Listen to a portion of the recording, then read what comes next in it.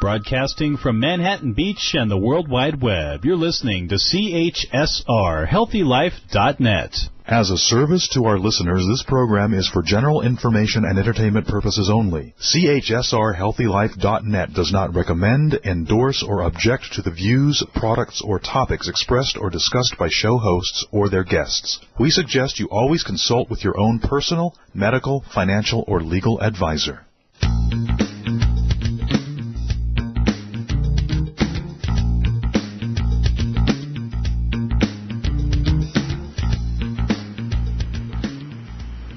Hey there, and welcome back to the Dr. Theresa Nicassio Show, a place of inspiration, education, and hope for a healthier, more compassionate, and sustainable world. For those of you who don't know me, I'm a holistic psychologist and wellness educator of over 30 years who is committed to empowerment and inclusivity. I not only feel that it's important that we talk about issues that matter without dumbing down the information, but also to talk about topics that are typically avoided because they are shrouded in shame or otherwise less comfortable to discuss, kind of like today's topic. On this program, I invite change makers, international leaders in the fields of health and the environment, and inspirational everyday heroes to share their knowledge, experiences, and wisdom with all of you. My purpose for doing this is to help you in your efforts to change your own life, equipped with the most up-to-date information available. I'm also passionate and compassionate, but about doing what I can to help harness the vision for change that is growing globally to help make the world a better place for everyone. To make a donation to support the continuance of this program, or if you have products or services you would like to share with my wonderful audience as a sponsor or advertiser, please go to the TheresaNicassio.com website.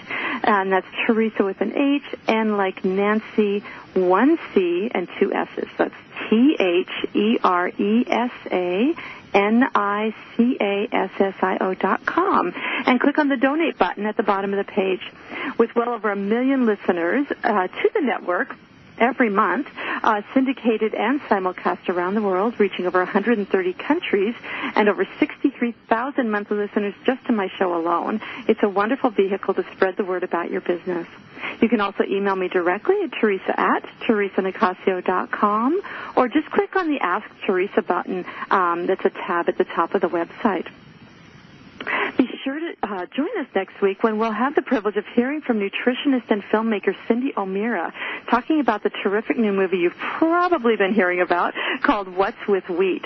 If you haven't yet seen the movie, this, I'm telling you guys, is a must-see. And it's so awesome that now, in addition to being available in places like YouTube, Amazon, iTunes, and Vimeo, it's now also available on Netflix. Hello, so it's super accessible to everyone. For more information about the movie and to get direct links to access it through any of those methods, go to Cindy's profile page on the TheresaNicassio.com website. So for today's show, we're going to be talking about what may seem like an unexpected growing health problem, and it's called sitting disease. We're going to be speaking with two great guests who are going to be sharing their wisdom, but each from a very different vantage point. Later in the show, we'll be hearing again from pelvic floor specialist Kim Vopni, who was a guest on the program a few months ago. But first, I am really happy to introduce to you nutrition coach, cookbook author, and holistic wellness advocate Shirley Plant. And she's going to talk about her experiences and knowledge about sitting disease. If you don't yet know Shirley, it will soon become obvious why her and my paths have intersected. So one of Shirley's special areas of concern is about this rising incidence of the problem of excessive sitting. And I want to clarify, because I've had some questions in social media. This is different. This is not to be confused with laziness, even though I guess hypothetically those can overlap. This is actually much more complex. Before talking with Shirley, I actually didn't know about sitting disease. I knew that sedentary living was problematic, but I didn't realize that there was really a thing called sitting disease. And I'm aware that obviously the computer age has been making things worse. But there's also, it turns out, a growing body of research about some of the unexpected ramifications of it that are now coming to light that we're going to be talking about today. Given her long history with chronic pain due to autoimmune challenges and fibromyalgia, Shirley is no stranger to pain and how long periods of sitting can be problematic. Because of this, she's become passionate about educating others about what she's learned about this contributor to pain that is affecting more and more people. Shirley, I want to just thank you. Thank you so much for joining us today.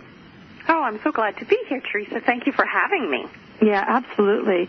And, you know, this is like where I like to start with everyone. It's like kind of the why. But I'd like it if you could start by sharing a bit with the audience about your story, Shirley, and how you came to discover that sitting could be such a problem. Well, it's interesting. You know, I grew up, as I would say, in a loving home. But there was a but. My mom was an alcoholic. And so, you know, what I learned later on in life was I always had that fight or flight. You know, was this going to be the nice mom, the loving mom, or the drinking mom? Mm-hmm. And as I went through life, I had a series of traumas that happened to me, and I got sick. And back then, they really didn't, you know, there's certain illnesses that you can fix with a pill, and there's certain illnesses that really you can't fix with a pill. And I happened to fall into one of those categories. And so I was diagnosed with chronic fatigue syndrome and fibromyalgia and multiple food chemical sensitivities and, you know, you name it. Mm-hmm. But that really didn't help me to get better or know what I needed to do. And so, you know, for a lot of years I just pushed myself until my body said no more. And I ended up bedridden and on a very small disability income. And so for years I just sort of drew in and, you know, sort of accepted that was my lot in life. Right. But then there was something, I guess, Theresa, always in the back of my mind. I always had a little glimmer of hope that something would change, and eventually I knew that it had to come from me. And that came through that I was eating the same foods all the time because I had so many food sensitivities. And so I started to get into my kitchen when I had some energy, and I started experimenting with different foods. And when I'd go to the health food store, I'd always ask the girls there, well, what's this food over here? What's quinoa? What's flaxseed? What, you know, and you got to remember, Theresa, this was 30-plus years ago, 40-plus. Wow. So there wasn't the gluten-free era or the allergy-free era as there is today. Mm-hmm. And so I started creating recipes, and they were good, and I could eat them, and if I had my family over, they could eat them. Mm-hmm. And yet they fit into my dietary restrictions. And one day my doctor said to me, you know, there's other people out there like you, Shirley. Why don't you share these recipes? And so I put together a cookbook called Finally Food I Can Eat. Which was a dietary guide and a cookbook. Because for me, when I first found out I was sick, I didn't know the difference between an allergy and a food sensitivity. I didn't know how to cook certain foods. I didn't know that there were substitutes that would work in place of an egg, or what could I use instead of dairy in my recipe. So I wanted it to be like a Bible, a dietary guide. Mm-hmm. And so that was my first book. And really, from that, Theresa, I got emails from people saying, thank you so much for these recipes. They've saved my life. They've given me options. And I started to study nutrition at the same time and realized that diet played a huge role in our health. Mm-hmm. And that led me to then sharing my knowledge with others. So people that were having food issues, dietary issues, food allergies, and needed menu planning or customized recipes, they'd come and see me. Mm-hmm. And I loved it. I loved helping people know all the foods they could eat. I didn't want it to be about what you can't eat. Mm-hmm. And so I loved doing that. And so that sort of spurred that area of it. But then I realized I still had some health issues. And I soon learned through a wonderful woman called Louise Hay that our thoughts are huge, are powerful. And so I got into the mind-body wellness area. And really then it grew even into more wellness and what encompasses wellness. So our food, our diet, our thoughts, our environment. And, and we're going to talk about sitting activities, sitting disease, because it really is a big, compass and encompass of what we can do to keep our health at a good spot, to ward off illness, if you will. And then I got online, and as you know, I had you on my summit, and you were so wonderful, and I love doing these online summits and interviewing people like yourself that have such great knowledge that we can share online with the world, so that those people that are out there that are maybe looking for that clue or that answer, that we can help them. Mm-hmm. Well, and there's definitely, it's, when you talk, I can't get over how, and those of you who know me are probably laughing, going, is this like the same person? There's so many parallels, and even, a lot of the things you're saying, it's just like crazy. But I think that there are more of us, and there's more who are, I think of us as sort of the canaries in the coal mine who have been touched, but also some of us got lucky and sort of found some of the keys to feeling better and moving from feeling not less than optimal, less vital to and maybe disabled, as you and I both struggled with, to places of greater empowerment and feeling like vital and being able to like move and dance again. So it's and those of us, because it affected our lives so profoundly, we're wanting to share with the world about things, and this is part of what this show that I'm doing, and I know that you're doing some similar things with your summits, and is I'm looking for those places that are under rocks, that are kind of some of the what's the word? Kind of unscrutinized areas. And so when you mentioned about the sitting disease, of course I got perked up, because I want to look at the things that are different, that are maybe people haven't really thought about. So we all know about being sedentary, that there's issues around that. But can you talk about what, for those of you listening, this thing, sitting disease, is actually like, the doctors and medical community now calling this sitting disease. Can you talk about what it is? Mm-hmm. So sitting disease is actually what happens to our body when we don't move. And sitting disease actually speaks more specifically on how inactive we are during the day. So think about when you wake up in the morning and you sit for breakfast, and then you sit on your commute to work, and then you probably sit at work, and then you sit on your commute home from work, and then maybe you make dinner, and then you sit to eat dinner. And then maybe in the evening you take a walk, but then you sit and watch TV, or you sit and play a board game, or cards.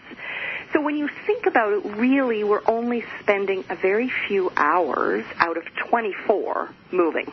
Mm-hmm. And, we have buses and cars and trains and airplanes that move us, but we don't move anymore. We don't have to hunt for our food. We don't have to walk long ways to our destinations. And places like the Mayo Clinic, everyone's heard of the Mayo Clinic, they've been doing research, and they've linked this sitting for long periods of time with a number of health issues, being obesity, metabolic syndrome, which is a group of conditions that include, high blood pressure, high sugar levels, excess body fat around your middle, that tire around your middle, high cholesterol levels, even cardiovascular disease and cancer. And one of the studies they did compared adults who spent less than 2 hours a day in front of the TV or another screen-based entertainment with those who logged on more than 4 hours a day for screen time. So those with the greater screen time had nearly 50% increased risk of death from any cause, and 125% increased risk of events associated with cardiovascular disease, such as chest pain, angina, or a heart attack. Wow. So, we think of, we sit at work or we sit in front of the TV.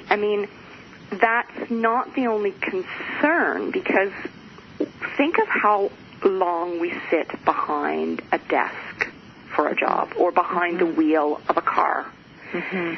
And a lot of people will say, well, I sit at work, but I go to the gym at the end of the day. But the problem is a few hours a week at the gym engaged in a moderate or vigorous activity doesn't seem to offset the risk of sitting disease if you sit for more than 2 hours at a time. So this is the research that, places like the Mayo Clinic and other universities are doing, and we hear it now in the media. Sitting disease is the new smoking. Sitting disease is killing us, and so it's more, as you said, than just the sedentary lifestyle. And what I would ask, if people are listening, I would ask your listeners the question: how long do you sit? Mm-hmm. Or maybe I'd rephrase it and I'd say, how long do you sit still? And I think most people, their answer would say, well, I sit most of the time.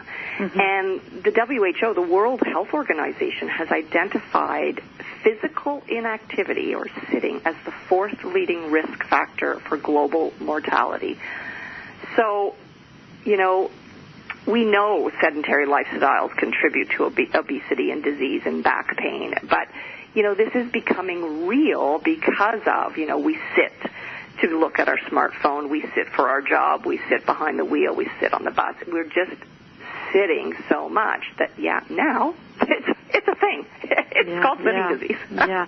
Well, and when I was doing the research, and I was reading about that research about the, even if you do regular exercise, every day doing, good exercise, not even just that limited, like 3 times a week exercise, that it seems that it doesn't reduce the effects of sitting disease. Mm-hmm. And then I started thinking, oh my God, I mean, this is affecting, we're in our middle ages and our 50s here, but but then I'm thinking, God, kids. We're seeing kids. Yeah, exactly. So we're seeing kids and the incidence of all kinds of these typically thought of as older or aging, conditions like the prediabetes and the diabetes and the obesity and even for some, other kinds of, conditions that we didn't used to see in children. And I just wonder how much of that. I mean, we got the sugar piece going on, we got the gluten piece going on, we got all kinds of factors. But also, kids are in front of screens a lot, and in front. If it's not a TV, then it's how many kids have iPads or have little iPhones or little whatever, just phones where they're playing games and they're sitting while they do it. Not only sitting, but then with their head cocked over and in odd positions. So, what are we doing to our kids?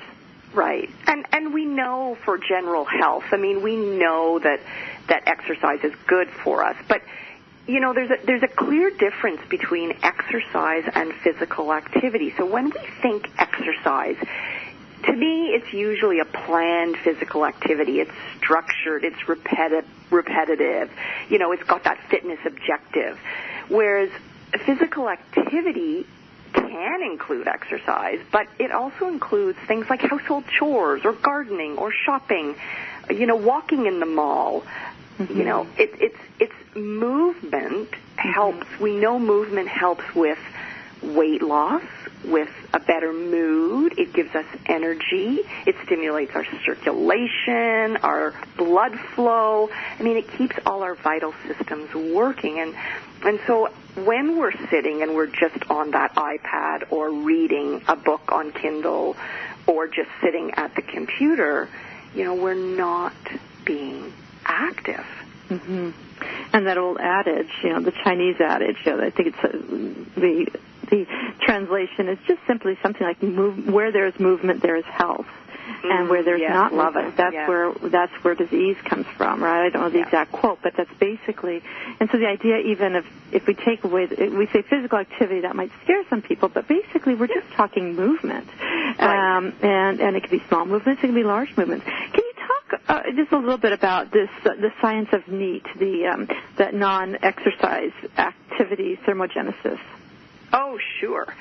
So the science of NEAT, which is, stands for non-exercise activity thermogenesis, was again developed by the Mayo Clinic. And what it tells us is that all activity is important, all movement is important. And and it has an impact on the metabolic demand, so our caloric expenditure, and even our cardiovascular health. So even minimal activity, so fidgeting, tapping your toe, if you have a pen in your hand and you're like ding, ding, back and forth, can give this output, which can have a positive effect on our health. And so over the course of a day, the cumulative result of this NEAT is really significant.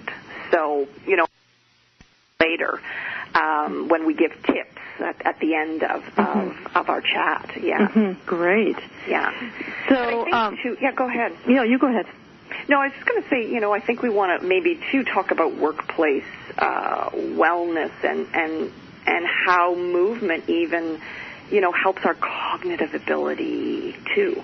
Great, absolutely. So that's perfect, and I think that we're going to need to go to a break, folks. I think that might be where we start in the next segment. If that's okay with you, Shirley. Perfect.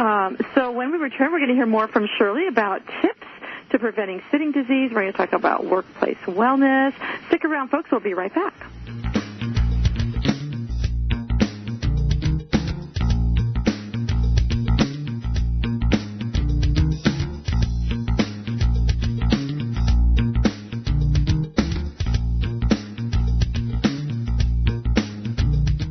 Being inspired by a speaker while learning everyday positive information that you can use to help your life is exactly what Dr. Theresa Nicassio does when she speaks in front of your group. From healthcare professionals to special needs parenting and everything in between, Dr. Theresa Nicassio can customize topics for your group on everything from health to psychology. To book Dr. Theresa Nicassio as a speaker for your group, visit yumfoodforliving.com or call 604-445-6463. That's 604-445-6463.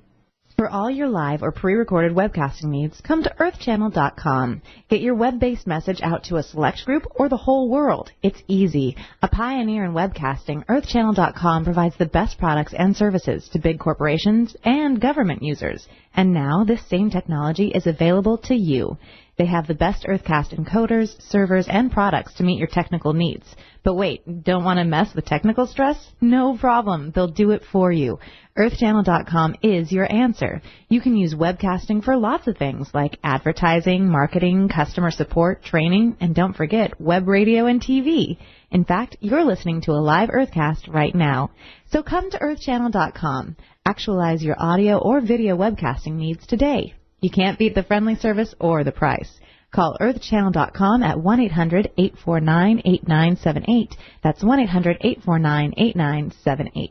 Yumfoodforliving.com is the place to get easy, allergy-free recipes, all free of sugar, gluten, and dairy. But that's not all you'll get when you visit yumfoodforliving.com. You'll get resources for all kinds of things like wellness articles, videos, podcasts, a blog, all to help you create easy, healthy living. There's even a 50-page downloadable book introducing you to the philosophy of yum.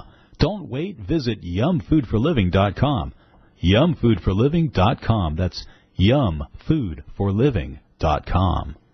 If you like to spend your television viewing time learning about some of the things that you may have missed in history class, or if history was your favorite subject, then you should check out the link to the History Channel on the HealthyLife.net advertiser page.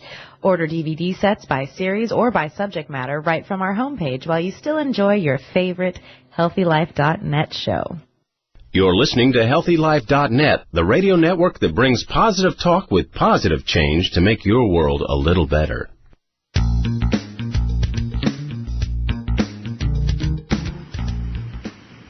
Welcome back to the Dr. Theresa Nicassio Show. For those of you who are just joining us on today's show, we're talking about sitting disease here with our first guest being wellness advocate Shirley Plant. And so, Shirley, just before the break, you were just mentioned about the workplace. And, a few weeks ago you may have heard Adam Hart was on the show, and he was talking about workplace performance and some factors with that. And I'm wondering if you could talk a little bit about why workplace wellness and even workplace physical wellness, such as movement, is so important. For sure. And let's think about the workplace. You get a job and, your boss takes you to your new little office or cubicle and you've got your desk and your chair and your computer. And when we think about the computer chair, I mean, it was designed 150 years ago, and really it hasn't changed much. It's got the high back and the flat seat and the armrests. And what I learned was that when we sit at a 90-degree sitting position, that sort of traditional position, our legs come up 60 degrees and our pelvis tilts back, and it creates this long C curve in our spine, and it flattens out our lower back, which can lead to back problems. Now, Theresa, I don't know about you, but I think everybody I know has got a back problem, and I think it's 80% of the population has had at least one significant back issue in their life, and I think it's 30 or 35% of the population is actively seeking out therapies for back pain or back issues, and that gets very costly for the employers and the employees, depending on where you work and whether you have coverage or an ergonomist or if you don't. And so I think it's important to create healthy workplaces. I mean, it's an investment that benefits both the employers and the employees, whether it's, wellness. And you see this more and more, that wellness programs are becoming more and more accepted as the right thing to do, that it's good for business, that it's good for morale. It actually promotes productivity and less absenteeism, and it reduces the cost. It's a health benefit, which because as we talked about earlier, inactive lifestyles do pose a significant health risk to everybody. So if you're going to work and you're just sitting, you've got a busy job, like I think of like the air traffic controllers or the 911 call centers, they sit, they can't, really move. And that is contributing to their sedentary lifestyle, which is increasing their risk for cardiovascular, diabetes, high blood pressure, depression, anxiety. All the stuff, yeah. Yeah, and, the World Health Organization, states that like 3.2 million deaths annually can be attributed to this insufficient physical activity. So I think it's up to employers. They're in a unique position of being able to positively impact health and wellness for their employees through wellness programs, through education, through, quote, healthy active chairs. And I sort of want to talk about that because that's how you and I actually got onto this subject, because when I was interviewing you, you saw me bebopping around on my chair and you were like, Shirley, what are you doing? Like I'm doing the hula hoop and I'm moving, and that was something that I learned a year ago from a kinesiologist that I met, this creator of, quote, the core chair. And I mean, and I don't want this in any way to be a sales plug, but I have to say and I have to share that sitting on this core chair, which is a specific chair designed so that people can actively sit, so keep moving while they sit, it not only addresses my posture,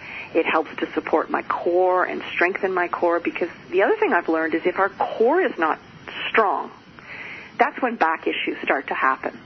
And how many of us really go out every day and work our core? I mean, I certainly didn't. I don't think any of my friends do. And so we want a chair that really embraces our pelvis and doesn't allow us to slump, because I don't know about you, when there are arms on the chair, I lean on that arm, or if there's a high back, I tend to lean back. And that is not good for our back. It stops the blood flow. So if you are on a chair like this core chair and you can move, this chair actually moves in 14 degrees in all directions, and some people will say, well, don't you fall off? And no, you don't fall off. They've tested it and tested and tested it.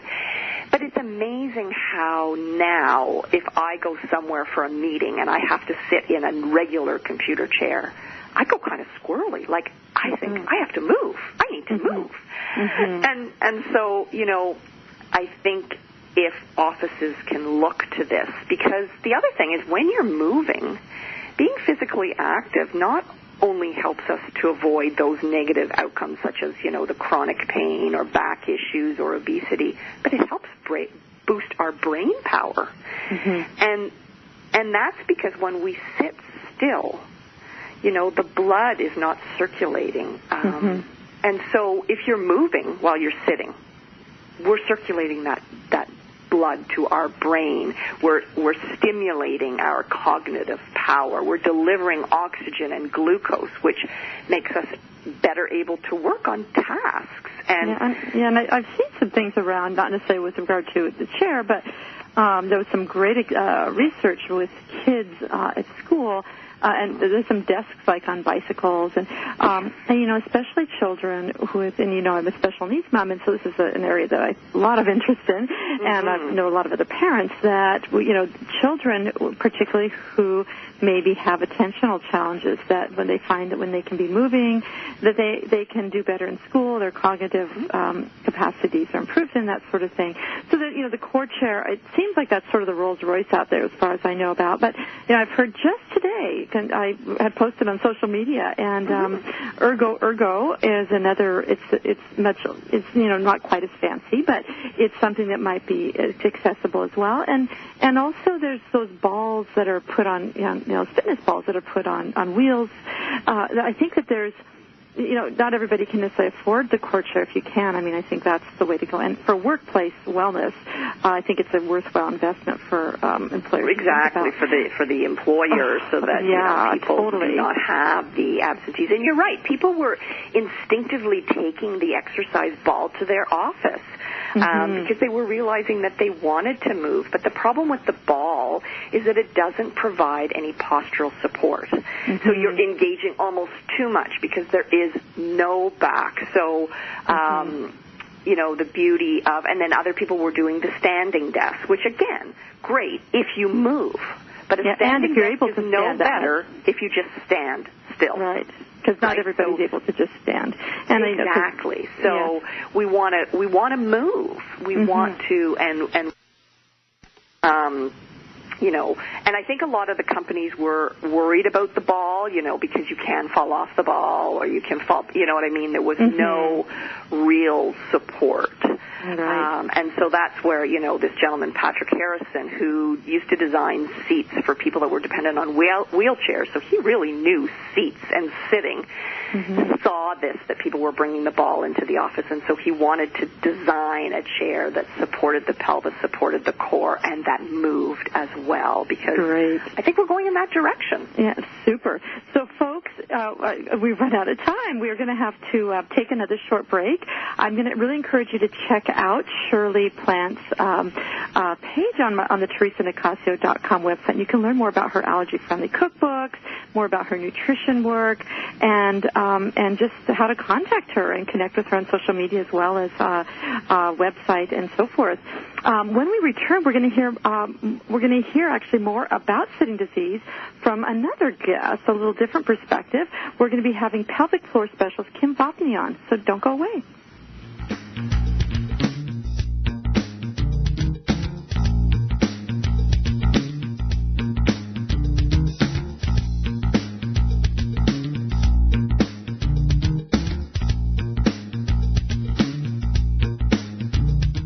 There's a book that makes it so easy to embrace a healthy, gluten-free lifestyle, even kids will like it.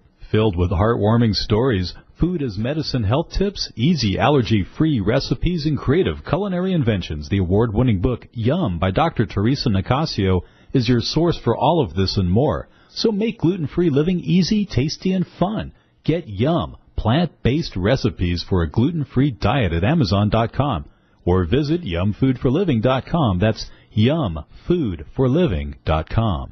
What does HealthyLife.net and Amazon.com have in common? Well, they're both available on the Internet. They both give great value. But most important, most of our positive program hosts and guests are accomplished authors, and their books are available from, you got it, Amazon.com. Now, it even gets better than that, because when you're listening on air to a HealthyLife.net host or guest, you can go directly to Amazon.com and you can order your book while you're still listening to your favorite HealthyLife.net program. So when you hear an author you like, go to the homepage of HealthyLife.net and click on Amazon.com. When you have a food allergy or dietary limitation, Dr. Theresa Nicassio knows it's hard to give up the foods you love, so she decided to put on her chef hat and give you affordable, personalized culinary consultations that will light up your taste buds. You'll explore substitute ingredients so you can enjoy your favorite foods again. She'll even help you make food preparation easy and guide you on your path to healthy living. And to get started, all you have to do is call 604-445-6463. That's 604-445-6463. HealthyLife.net, the positive radio network. YumFoodForLiving.com is the place to get easy allergy-free recipes, all free of sugar, gluten, and dairy. But that's not all you'll get when you visit YumFoodForLiving.com. You'll get resources for all kinds of things like wellness articles, videos, podcasts, a blog, all to help you create easy, healthy living. There's even a 50-page downloadable book introducing you to the philosophy of Yum. Don't wait. Visit YumFoodForLiving.com. YumFoodForLiving.com. That's YumFoodForLiving.com. HealthyLife.net, the positive radio network.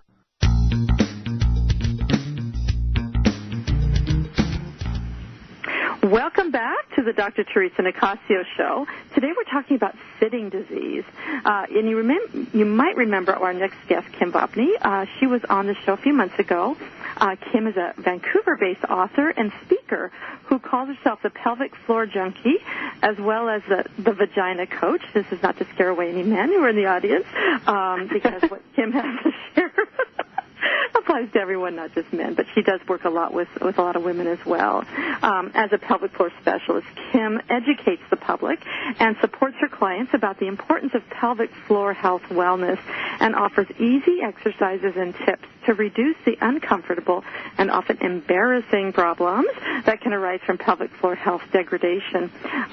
So I've personally been an audience member at some of Kim's talks, and I can speak personally about how well her talks are received, as well as Kim's knowledge about this, topics around the pelvic floor, and also, acknowledging that when she does speak, oftentimes it's like a little nervous laughter, and yet people are so appreciative that Kim is willing to speak out about the unspeakables, like incontinence, leaking, and, amongst other awkward problems. And she usually wears some really fun pants along she goes with like skeletons on her pants. It's really fun. Anyway, Kim, thank you again for returning to the show. My pleasure. Thank you for having me again. Yes, and I know at a recent talk that I saw, I was like, oh my God, I'm going to have a guest on talking about sitting disease. I may well have you come on too. I wonder if you'd share with the audience a little bit about your thoughts related to sitting disease from kind of your perspective. Sure. So, sitting's getting some press lately, and it's being called the new smoking and, the new disease type thing. So, it's definitely something that we need to pay attention and probably should have been paying attention to a long time ago. But in our increasingly modern day life, where much of what we do or used to do is being outsourced, to, robots or to computers or to whatever, there's less need for us to move. And what it means that we sit typically in front of computers much more than we used to. And we're recognizing now that that's creating a host of problems. So within my world, with regards to pelvic floor health, and it goes for men and women, sitting too much is not good, but also it's how people are sitting. So it's not to say that, if you sit properly, then that's better. It takes away the disease element. It still is important to get up and to move around through your day and to make sure that you're not sitting for hours and hours and hours, and especially if you are sitting, that you're not sitting in improper posture, which would be with the tendency is to sit more with a posterior tilt where you're sitting more on your sacrum and your tailbone as opposed to on the forward aspects of your sit bones. So if you were to reach through your, grab your butt cheeks and dig through and you find a couple of bones on each butt cheek, that would be your sitting bones or your sits bones, as they're called. Technical term, if people like that, it's ischial tuberosities. And we should sit on the forward part of those as opposed to the back part, as well as the sacrum and tailbone. That's what's causing some major issues. Yeah, and you have a fancy term for it that you talked about at a recent mompreneur event where you talked about blossoming. Like, was you say blossoming your bum? Yeah, I know it's actually funny. It's funny. It sounds funny, and it gets people laughing, but it does resonate with a lot of people. Where when I'm trying to get them, I usually get them into neutral posture, standing first, and then we use the term blossom your butt cheeks, so make sure your pelvis is backed up so that your weight is distributed closer to your heels as opposed to in your forefeet. And then I get people to think about blossoming their butt cheeks or increasing the space between those two hip bones. And the term blossom really kind of resonates and hits home with people, and it allows them to realize how much tension they've been holding there. And then once they have found it in standing, then we practice getting into a seated posture while keeping that butt blossomed, and then paying attention to what neutral sitting posture would be as well. Well, imagery and metaphors can be so powerful because then you almost transcend the other thoughts and you go to a visceral place of knowing in your body, which is, I think that's the great thing about the word. Everybody understands what blossoming is, and it's almost like your body just does it when you hear the term. It's quite lovely. I was wondering. You go ahead. So I was just going to say yes, and there's no one best cue. It's what's best for that person and what gets them to, perform the action we're looking for. But also, as you say, when people can put their mind to a part of the body where they want something to happen, and think about some sort of visualization, then it's amazing what can happen. Yeah, and I think there's a whole psychological piece too, Kim, right? As women, in particular, the idea of being small, right? Making ourselves small is the opposite of making ourselves large or broadening our base. And so, but the thing that's nice, I like personally about the idea of blossoming is it's beautiful, right? Blossoming is beautiful, and so it can help counter some of the negative beliefs that have come up that have led to, I think, women kind of doing weird things with our body, right? Whether it's pulling in the belly in certain weird ways or pulling in the butt in weird ways. Do you want to speak about that at all? Yeah, that's it's a great point. So we, as you say, I guess we're referencing women more here, but in sitting, there's the muscles in the body adapt to the position that the skeleton is held in. And if we're sitting in that posterior tilt with our legs bent at the 90-degree angles all day long, the muscles along the backs of our legs shorten. The muscles in our back, the back part of our pelvic floor start to shorten as well. And over time, they lose their ability to blossom. I mean, not that it can't be restored, but and women suck in their abs all day. And when you're sitting, you're in a kind of a smaller, crunched up position. And the idea of lengthening and blossoming and opening gives freedom to the mind. It gives freedom to breath. It gives freedom to the core to work and respond to movement through the day.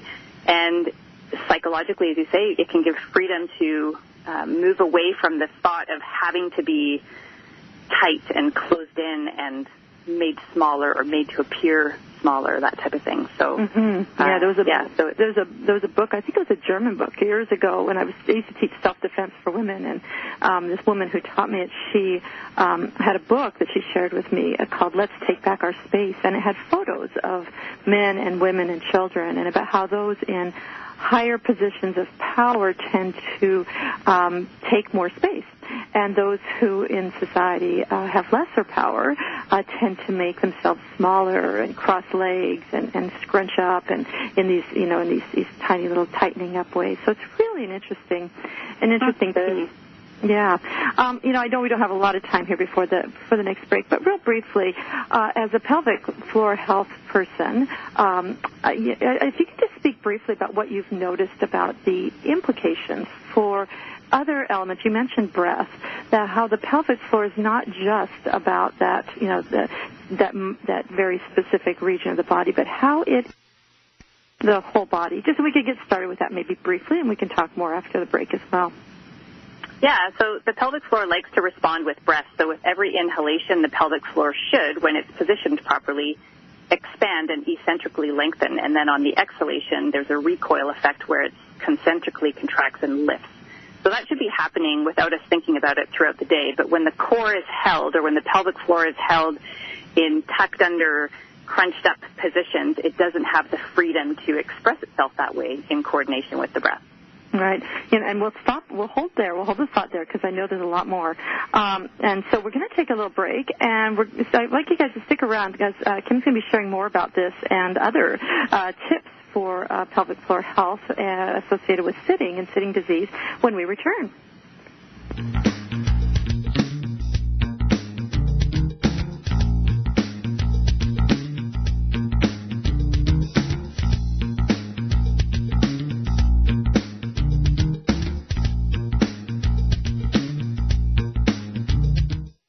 Being inspired by a speaker while learning everyday positive information that you can use to help your life is exactly what Dr. Theresa Nicassio does when she speaks in front of your group. From healthcare professionals to special needs parenting and everything in between, Dr. Theresa Nicassio can customize topics for your group on everything from health to psychology.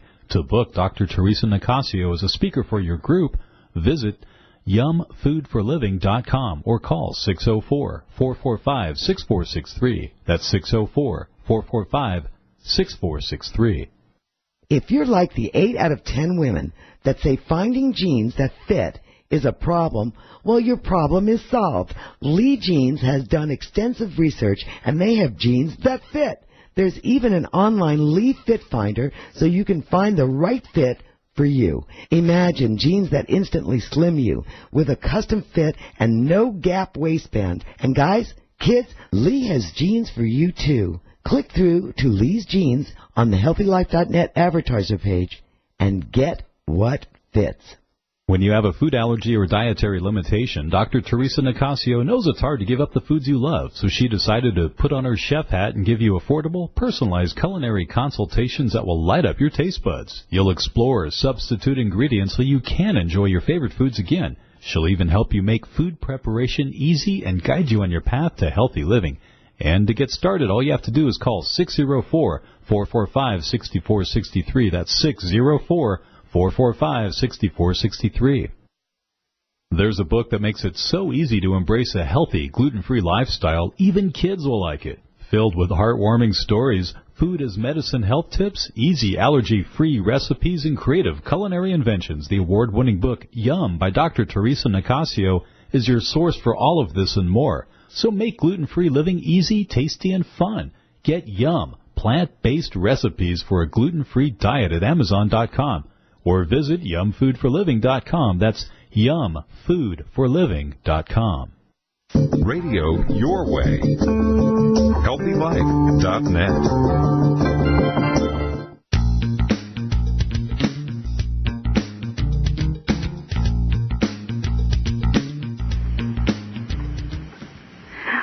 Guys, welcome back. You're listening to the Dr. Theresa Nicassio Show, where we celebrate life, love, and kindness, while also acknowledging the real challenges that are a natural part of living, and answer questions that matter to you, even the challenges that may feel a little awkward or difficult to talk about, like we're talking about today. If you're just tuning in, we're here today with Kim Vopni. She's a pelvic floor health specialist who's talking about the sensitive subject of pelvic floor health and sitting disease. So before the break, we were talking about a little bit about how the pelvic floor health has implications for the whole body, and you were talking, Kim, a little bit about breath. And I know that you also, I myself, I've been trained a lot in osteopathic things, visceral manipulation, and so forth. And so I know, the importance of fluidity in the body and movement. And I'm wondering if you could talk a little bit about that, and maybe also interweave, if you can, a little bit about what you've noticed about how pregnancy, because that's a whole other strain in the pelvis, for pregnancy and for new mothers, themes and things that might be helpful. Yeah, sure. So we were talking before how sitting has become a common practice, and we're spending a lot of time, a lot more time sitting and less time moving.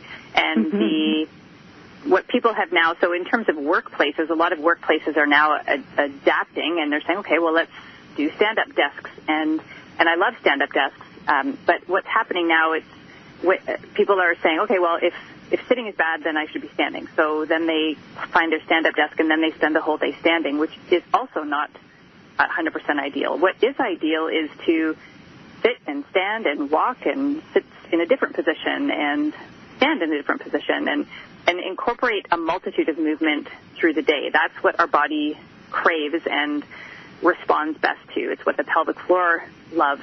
And when we hold it in that scrunched up, tucked sitting position all day long, lots of things. We have poor circulation. We don't have oxygenation to our tissues that we need. We get stagnant. We get stuck.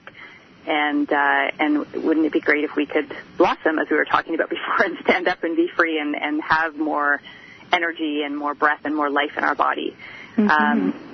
So with regards to pregnancy, it's a really interesting time of a woman's life where there's a lot of changes that are happening hormonally,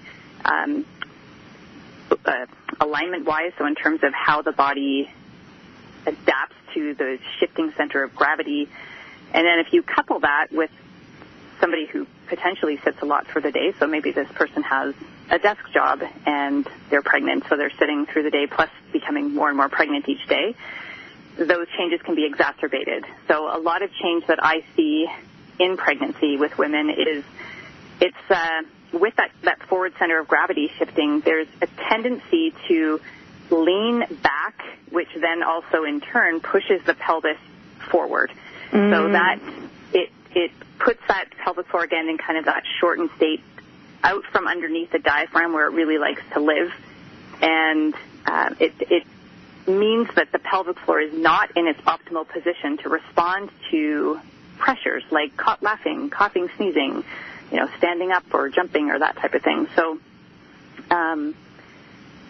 in pregnancy especially, I educate women to really get up, stand up, move, squat through your day, walk through your day, and really pay attention to those, because they are subtle, but pay attention to those changes on a daily basis and catch yourself and pay attention to the backside. So make sure that you have strong glutes. Make sure that you have length and flexibility and suppleness in your hamstrings and your calves. Make sure that you spend more time barefoot and pregnant, quote unquote, or in minimal type shoes so that you don't have the influence of heels, but also shift your alignment out from optimal. So somebody sitting in heels all day long is really at a disadvantage, and would love to see them taking their heels off and standing up and moving through their day. Excuse me. You mentioned squatting. I'm wondering, are you familiar with the squatty potty? I have many. Yeah, so can you talk one in every bathroom. Excellent. Can you talk about the squatty potty? Because this is something that, again, this is not usually something we talk about at like parties, some little gatherings, but it is something as a psychologist I hear from people who are struggling with things or struggling with incontinence or different challenges, or not just incontinence, but other kinds of constipation or things just slow to move. Can you just talk a little bit about the squatty potty? Because I know there's tons to it, as simple a device as it is. Yeah, so squatting is one of those movements that we got rid of a long time ago. We do it really well as kids, and then as we grow up, we don't have to do it so much anymore. And in many cultures around the world still, squatting is what's done to eliminate, so specifically bowel movements. And the squatty potty is a very simple designed footstool that wraps around the base of your toilet that elevates your feet and puts your knees above your pelvis, which allows the muscle called the puborectalis muscle that goes around the rectum to unkink, and it allows for easier transit and elimination of your bowels. So because squatting is not a movement that we do so much anymore, this is a great way to start to introduce it again. And to the point that you were saying before about being kind of scrunched up and smaller, and when I was saying that women hold their abs in, lots of people hold their abs in all day long, and sitting, holding your abs in, all that kind of stuff also interferes with digestion, which can lead to constipation. And then if you are straining to eliminate your bowels, that's not good for your pelvic floor. So it's all kind of tied into each other. And the squatty potty is a really simple way to get some squatting into your life, which is good for your whole body, great for your pelvic floor, great for your glutes. But it will also help you with your elimination, which will then also help preserve your pelvic floor. And then elimination is obviously good for many other aspects of your health as well. So squattypotty.com, they've got great videos in terms of illustrating what I just mentioned, and they're inexpensive. They're available, in many stores across North America now, and it's a great tool. Super. So before we finish, I would love for you to mention about the free gift, Kim, that you're offering. So if you go to the TheresaNicassio.com website and you go to Kim's profile page, she's got a free gift. And you want to talk about the book that you're giving to our listeners? Yeah, so I put together a book called Your Pelvic Floor, The Inside Story, and it really was a compilation of tips and techniques from a lot of my colleagues around the world. So there's amazing practitioners out there talking about things similar to myself, and I wanted to really highlight them and make sure that the way they delivered their information or what they said or what their tip was could be heard by the person that needs to hear it. So it's bits of education here and there, as well as some top tips from many pelvic health professionals, and maybe you'd find one in your city as well. So I'm happy to help spread the word, and am grateful for the opportunity to pass it on. Great. So, people can buy it other places, but if you go through the website, there's a link that you can get it for free. But, folks, it's time to wrap up. Thank you so much for joining us today, Kim. It was fantastic having you. My pleasure. Thank you again for having me. Again, maybe we'll have you back again. You never know. And thanks for all of you for joining us today for today's program. I hope you've enjoyed this show. Be sure to join us next week when we'll hear all about life-changing documentary called What's with Wheat, when Australian filmmaker Cindy O'Meara will be joining us. She's going to help demystify the question about why gluten and pesticides are such a problem. Feel free to send me your questions, clicking the Ask Theresa button. And again, my website is TheresaNicassio.com. I'm Theresa, and this has been the Dr. Theresa Nicassio Show. Until next time, have a great week.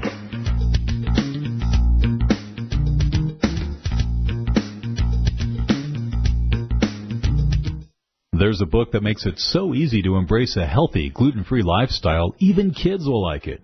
Filled with heartwarming stories, food as medicine health tips, easy allergy-free recipes, and creative culinary inventions, the award-winning book Yum by Dr. Theresa Nicassio is your source for all of this and more. So make gluten-free living easy, tasty, and fun.